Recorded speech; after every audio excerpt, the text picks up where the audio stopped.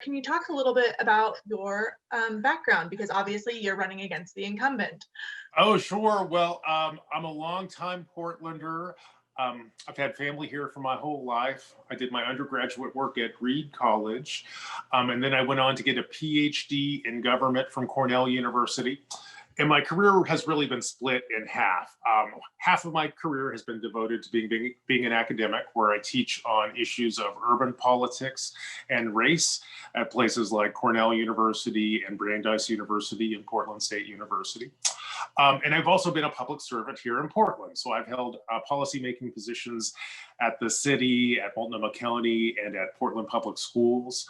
Those experiences have taught me a lot about how Portland works, and has taught me a lot about why Portland sometimes doesn't work, and has given me some ideas about how we can make Portland work better. Can you kind of briefly go over what you want to accomplish? We face a remarkable basket of challenges right now. That's one of the reasons why I'm running, is I'm deeply concerned about our city's ability to conquer problems like COVID. I'm concerned about both the public health piece of this and the economic piece of this. And I think we need strong, consistent leadership to manage this moment. I'm also deeply concerned about issues surrounding, police reform. As an African-American dad, I really have skin in the game right here. That's why I'm calling on the police to stop the use of racist policing tactics like chokeholds. And I also think that we need to come together as a community to develop a meaningful approach to independent police review, so we can hold our cops accountable when things go wrong. And then I think we need to get to some core Portland problems, like bringing more affordable housing to the city and making a dent in homelessness.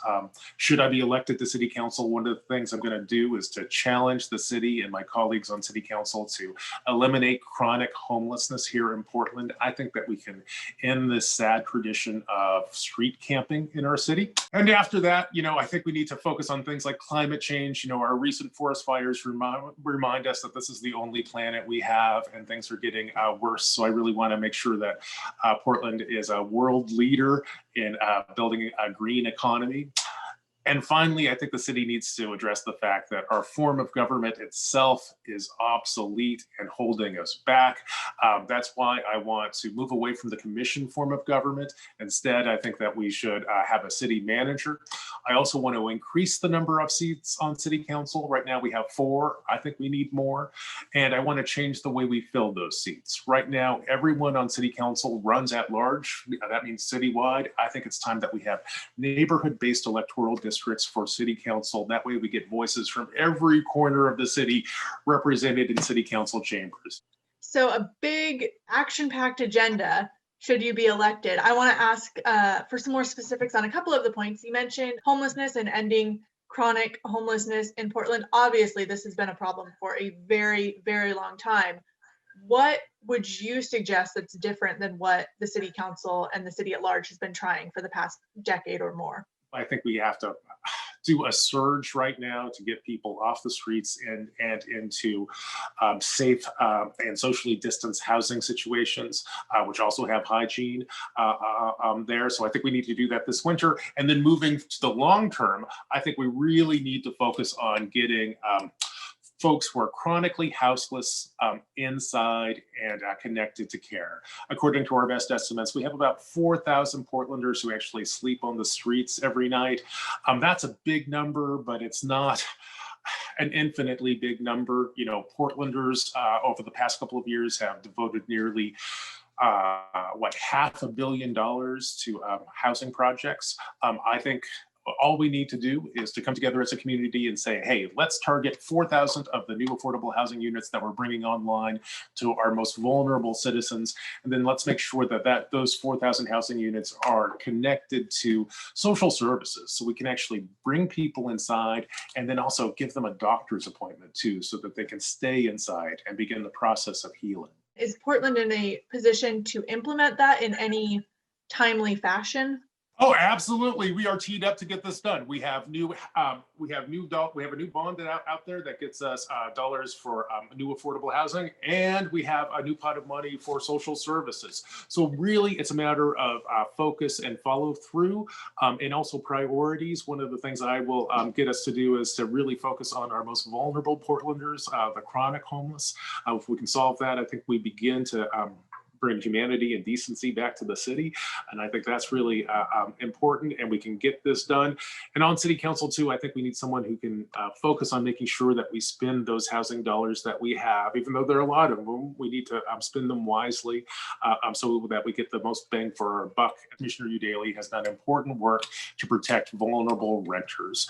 And when I'm on city council, one of the things I want to do is help write the next chapter of renters' rights, and I'm deeply concerned about renters being bullied by bad landlords. I'm concerned about every Portlander perhaps losing their housing during this economic shutdown.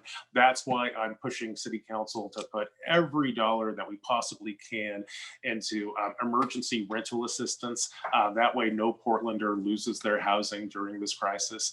And I also will support extending the eviction moratorium until our economy recovers. On the same note of the pandemic and impacts on the economy, particularly with regards to tax collection and the potential loss of revenue, all of these businesses have been closing. I think 20 have closed permanently just downtown since the pandemic started. Are you concerned the city might be facing a revenue shortfall and might struggle to pay for things like public safety, maintenance, parks, etc.? We are facing a revenue shortfall. And frankly, our next city council is going to be facing a period of austerity. We're going to have fewer dollars, but greater needs. That's why I think really focusing on what our core priorities are really important. I want to make sure that we maintain the basic safety and health of every Portlander. So I don't want to see anyone lose their housing because of this. I don't want to see anyone lose their property because of this. I think it's incredibly important that we work with the business community to make sure that they can reinvent their business models so that they can get back into the business of doing the work that they love. And then we're going to have to really budget the dollars that we have effectively.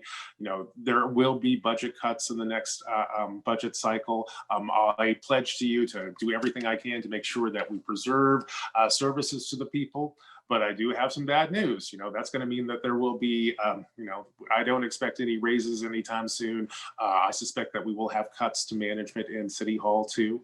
And some projects which are urgently important might get delayed for a year or two. The other big story in Portland over the summer has been protests against police and systemic racism and other causes. They've brought the national spotlight on Portland in a way that we haven't really seen before for the past 4 months. How do you feel about the way that demonstrations have been handled so far?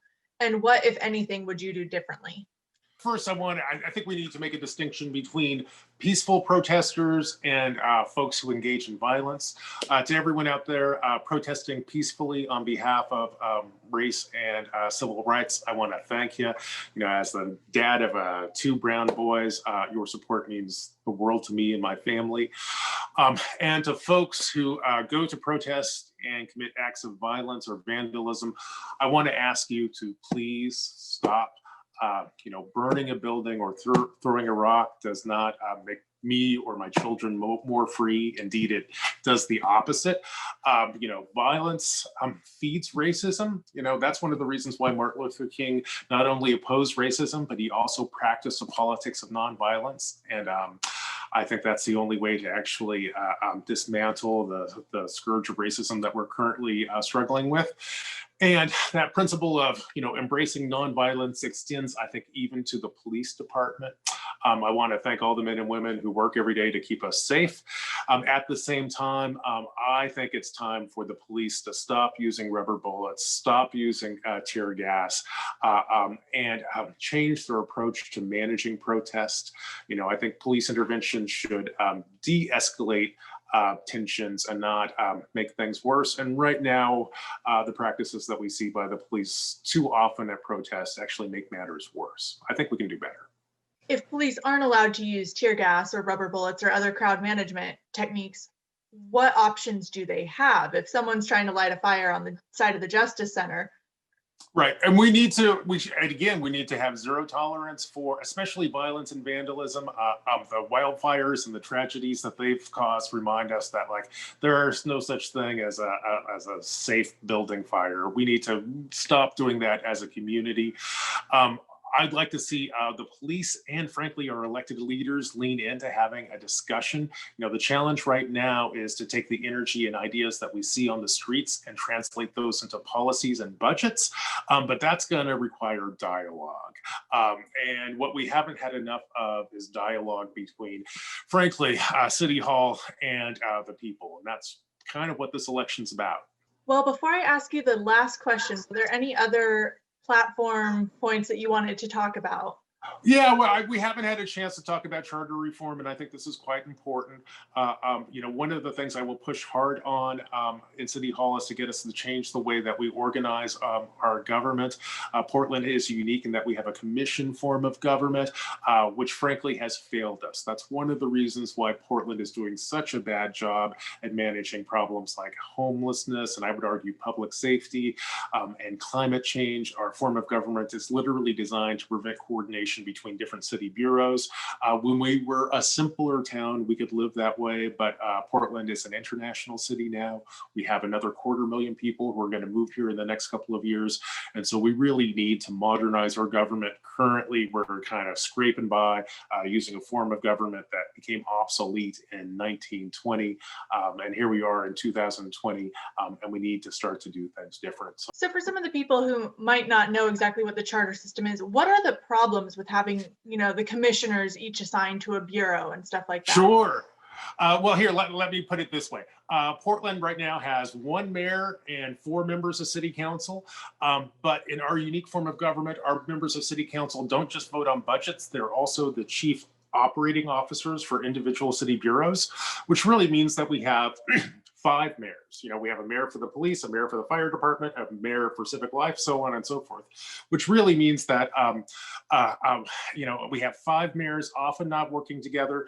And one of the reasons that we have the problems that we have in Portland today is that these problems are challenging and they're complex. Take homelessness. Homelessness is not just a matter of housing. It's also a mental health issue and a public safety issue. And if you want to have an effective homelessness policy, one of the things you need to be able to do is coordinate programs like that. And our form of government is literally designed to prevent us from doing that. That's why we need to move towards a city manager form of government. Why are you the most qualified candidate for this job? I love the city. I have deep backgrounds both in working in local government, city, county, school district. I also have an academic background, PhD in government. I've spent my life thinking about how we can make Portland a better place and working to make Portland a better place. I know this is an enormously challenging moment, but let me tell you, I've taken a look at Portland and I really do think that our best days are ahead. But in order to get to those better days, one of the things that we need to do is to have the courage to embrace change and progress. And I'm here to bring change to the city, and I'm here to bring progress to the city. I'm a good listener, and I'm a hard worker, and I hope I can count on your vote when the ballots come out, which will be next week.